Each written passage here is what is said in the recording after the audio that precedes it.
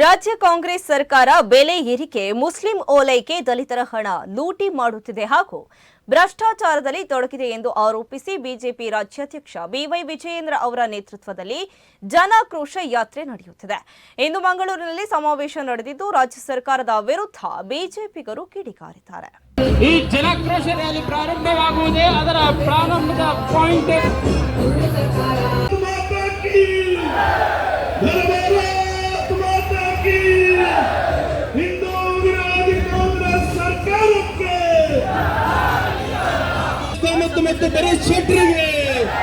ಪ್ರತಿಭಟನೆ ಆ ಒಂದು ಧರಣಿ ಕಾರ್ಯಕ್ರಮ ಆಯಿತು. ಅದು ಐತಿಹಾಸಿಕವಾಗಿ ರಾಜ್ಯದಲ್ಲಿ ಈ ಸರ್ಕಾರದ ಕೊನೆ